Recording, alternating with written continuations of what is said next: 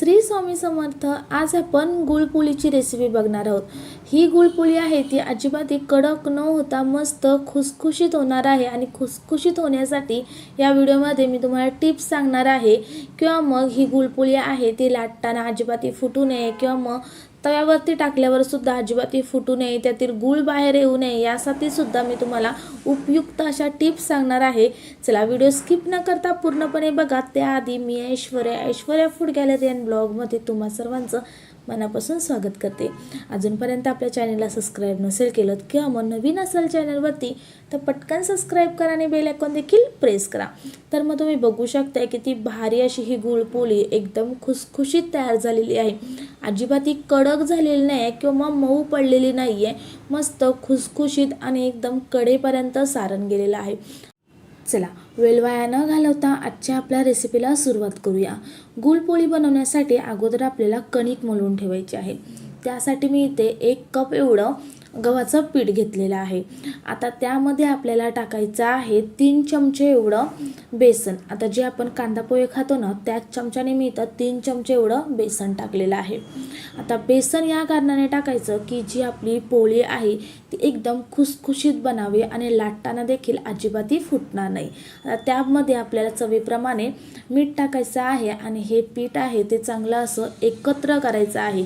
आता आपल्याला यामध्ये टाकायचं आहे मोहन। तर मोहन सुद्धा योग्य प्रमाणामध्ये पडणं गरजेचं आहे। आता आपण जे घेतलेलं पीठ आहे ते 1 कप आहे, ते 1 कपासाठी आपल्याला 1 चमचा एवढं हे तूप घ्यायचं आहे आणि तूप चांगलं कडकडीत असं गरम करायचं आहे आणि त्याच्यावरती मोहन टाकायचं आहे। असं तुपाचं किंवा मग तेलाचं कडकडीत मोहन टाकल्याने जी पोळी आहे ते एकदम खुसखुशीत होते, त्याचं वरचं जे आवरण आहे ते एकदम खुसखुशीत तयार होतं आणि शेवटची पोळी संपेपर्यंत तशीच ती खुसखुशीत राहते। आता तुपाचं मोहन टाकून मी चांगला असं त्या पिठाला लावून घेतलेलं आहे ते मोहन आणि तुम्ही बघू शकता त्याचा गोळा तयार होतोय, म्हणजे जे मोहन आहे ते व्यवस्थित असं आपलं पडलेलं आहे, व्यवस्थित प्रमाणामध्ये मोहन टाकलेलं आहे आणि तुम्ही बघू शकता जे पीठ आहे ते थोडंसं रवाल असं झालेलं आहे, म्हणजे योग्य प्रमाणामध्ये आपलं तुपाचं मोहन टाकलेलं आहे। आता यामध्ये आपण थोडं पाणी टाकून हे पीठ आहे ते मळून घेणार आहोत। आता पिठाचा गोळा मळून झाला की आपल्याला त्यावरती थोडंसं तेल टाकायचं आहे आणि पुन्हा एकदा त्या गोळ्याला चांगलं असं मळून घ्यायचं आहे, म्हणजे जे पीठ आहे ते एकदम मळून सॉफ्ट करायचं आहे। अजिबात पाणी टाकून आपल्याला सॉफ्ट करायचं नाहीये, मळूनच हे पीठ आहे ते सॉफ्ट करायचं आहे आणि तसंच आपल्याला झाकण ठेवून साधारण अर्ध्या तासासाठी रेस्ट करत ठेवायचं आहे। चला आता गुळपोळीसाठी लागणारं जे सारण आहे ते तयार करून घेऊया। त्यासाठी मी इथे कढई गरम करत ठेवलेली। कढई थोडीशी गरम झाली की आपल्याला त्यामध्ये तीळ टाकायचे आहेत 1 वाटी। इथे जे मी तीळ वापरलेले आहेत ते गावरान तीळ आहेत। जर तुमच्याकडे पॉलिशवाले तीळ असतील ते वापरले तरी सुद्धा जमू शकतात। तीळ थोडेसे गरम झाले किंवा मग भाजले थोडेसे की त्यामध्ये आपल्याला 1 चमचा एवढी खसखस टाकायची आहे, म्हणजेच तिळाबरोबर खसखस सुद्धा व्यवस्थित अशी भाजली जाते। आता तीळ आणि खसखस चांगले खमंग तडतडेपर्यंत आपल्याला मंद आचेवरती भाजून घ्यायचे आहेत। काही वेळातच इथे तीळ आणि खसखस आहे ती मस्त अशी भाजून झालेली आहे आणि पूर्ण जे सारणाचं साहित्य आहे ते आपल्याला मंद आचेवरतीच भाजून घ्यायचं आहे। तीळ आणि खसखस एका प्लेटमध्ये मी काढून घेतलेले आहे आणि त्या कढईमध्ये अर्धी वाटी एवढं खोबरं टाकलेलं आहे। आता हे जे खोबरं आहे ते आपण रेग्युलर घरामध्ये वापरतो खोबरं तेच घेतलेलं आहे, सुकं खोबरं, फक्त मी त्याला मिक्सरमधून फिरवून घेतलेलं आहे। जर तुमच्याकडे मार्केटमध्ये मिळतं डेसिकेट कोकोनट ते असलं तर ते वापरलं तरी सुद्धा जमू शकते। आणि गोल्डन रंग येईपर्यंत भाजून घेतलेलं आहे आणि ज्या प्लेटमध्ये आपण तीळ काढलेले त्याच प्लेटमध्ये काढून घेतलेलं आहे। आता पुन्हा आपल्याला त्याच कढईमध्ये 2-3 चमचे एवढं बेसन टाकायचं आहे आणि त्याचा सुद्धा थोडासा कलर चेंज होईपर्यंत भाजून घ्यायचा आहे। भाजताना एक लक्षात ठेवायचं आहे की आपल्याला मंद आचेवरतीच भाजून घ्यायचं आहे। अशा प्रकारे भाजलेलं बेसन सारणामध्ये टाकल्याने पोळीतील गूळ आहे तो अजिबात बाहेर येत नाही, व्यवस्थित असा पोळीच्या काठोकाठ असं हे सारण आहे ते पसरलं जातं आणि व्यवस्थित अशी ही पोळी आहे ती तयार होते। मस्त असं इथं बेसन मी भाजून घेतलेलं आहे आणि त्याच प्लेटमध्ये किंवा मग त्याच भांड्यामध्ये मी ते काढून घेतलेलं आहे। तीळ, खोबरं आणि बेसन चांगलं असं एकत्र करायचं आहे आणि त्यामध्ये आपल्याला 1 चमचा एवढी वेलची पूड टाकायची आहे आणि थोडंसं जायफळ खिसून टाकायचं आहे. त्यांना सुद्धा चांगलं असं एकत्र करायचं आहे आपल्याला आणि हे जे सारण आहे ते आपल्याला थोडंसं थंड होऊ द्यायचं आहे. त्यानंतरच आपल्याला यामध्ये गूळ मिक्स करायचा आहे. गरम असताना यामध्ये आपल्याला अजिबातही गूळ मिक्स करायचा नाही आहे, नाहीतर गूळ वितळेल, त्याचं पाणी होईल आणि हे जे सारण आहे ते अजिबातही व्यवस्थित बनणार नाही. सारण आहे ते थोडंसं थंड झाल्याच्या नंतर आपल्याला मिक्सरच्या भांड्यामध्ये सारण आणि 1 वाटी गूळ टाकून फिरवून घ्यायचं आहे.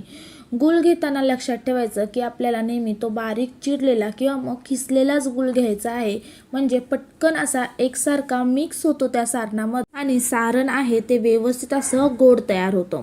आता हे सारण आहे ते तयार झालेलं आहे आणि तुम्ही बघू शकता हे सारण आहे ते अजिबातही चिकट झालेलं नाही आहे किंवा पातळ झालेलं नाही, मस्त सुटसुटीत कोरडं असं इथे सारण तयार झालेलं आहे. असं जर सारण आपण तयार केलं तर पूर्णपणे पोळीच्या काठोकाठ हे सारण पोचतं आणि व्यवस्थित अशी पोळी आहे ती तयार होते. आता जे आपण रेस्ट करण्यासाठी पीठ ठेवलेलं त्याला सुद्धा साधारण अर्धा तास झालेला आहे. त्याला पुन्हा आपण चांगलं असं मळून घेणार आहोत आणि त्याचे आपण छोटे छोटे असे उंडे तयार करून घेणार आहोत. म्हणजे आपण जेव्हा पोळी तयार करतो ते पटकन लाटली जाते किंवा मग सोपं पडतं आपल्याला थोडं. तर याचे छोटे छोटे मी असे उंडे करून घेतलेले, त्यातूनच एक उंडा घेतलेला आहे. त्याला कोरडं पीठ लावून आपल्याला वाटीचा आकार द्यायचा आहे. आता ही पोळी लाटताना किंवा मग असं कोरडं पीठ लावताना आपल्याला नेहमी तांदळाचं पीठच घ्यायचं आहे.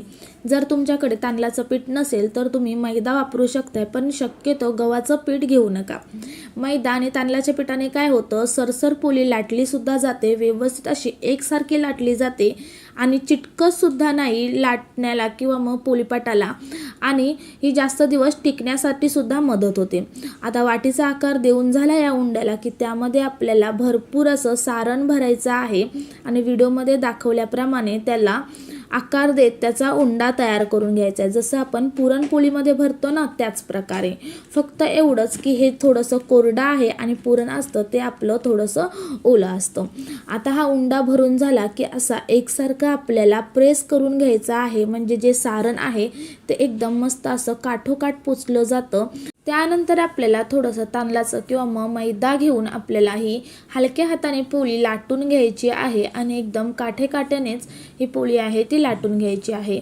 थोडीशी आलटीपालटी केली तरीसुद्धा जमू शकते. पातळसर अशी ही पोळी लाटून घ्यायची आहे, म्हणजे ही व्यवस्थित अशी खुसखुशीत होते. जर तुम्ही जाड पोळी ठेवली तर अजिबात ही खुसखुशीत होणार नाही, ती मऊ पडू शकते.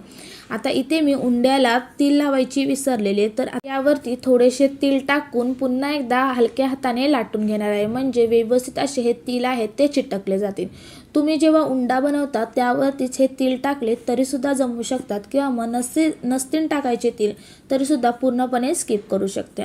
मीडियम फ्लेमवरती मी ते तवा गरम करून घेतलेला. तवा मीडियम असा गरम झाल्याच्या नंतर त्यामध्ये आपल्याला पोळी टाकायची आहे आणि पोळीला सारखी सारखी आलटीपलटी करतच हिला भाजून घ्यायची आहे.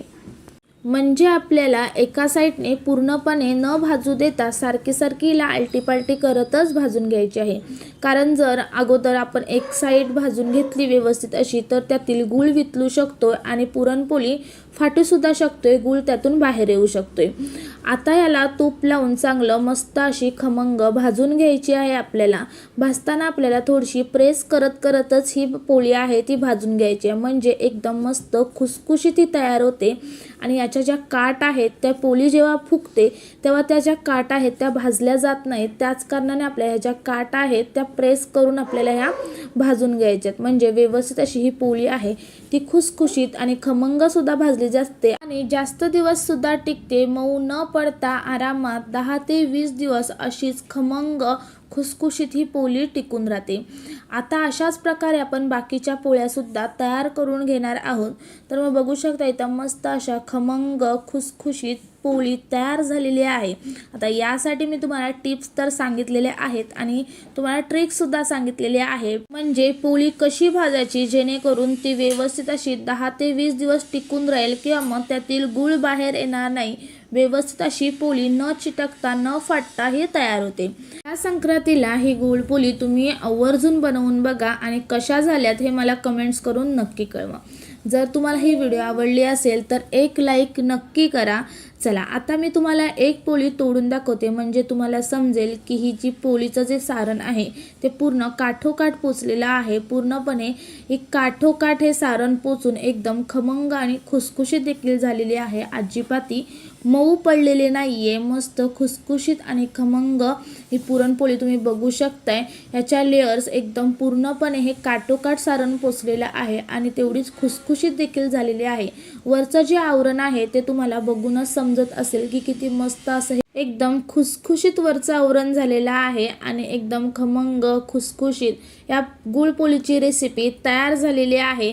आणि तुम्ही एकदा बनवलीत की आरामात 10 ते 20 दिवस अजिबात खराब होणार नाहीत किंवा मग मऊ पडणार नाहीत, तशाच्या तशाच्या खुसखुशीत राहतात. चला अशाच नवनवीन रेसिपी आपल्या चॅनलवरती अपलोड केलेल्या आहेत, तर चॅनलला एकदा नक्की भेट द्या. जर तुम्हाला व्हिडिओ आवडल्या तर तुमच्या मैत्रिणी, घरातील सदस्य आणि जास्तीत जास्त नातेवाईकांना शेअर करा. अजूनपर्यंत आपल्या चॅनलला सबस्क्राईब नसेल केलं किंवा मग नवीन असेल चॅनलवरती तर पटकन सबस्क्राईब करा आणि बेल आयकॉन देखील प्रेस करा. आणखी एक अशाच नवीन व्हिडिओ सोबत भेटूया. तोपर्यंत बाय बाय.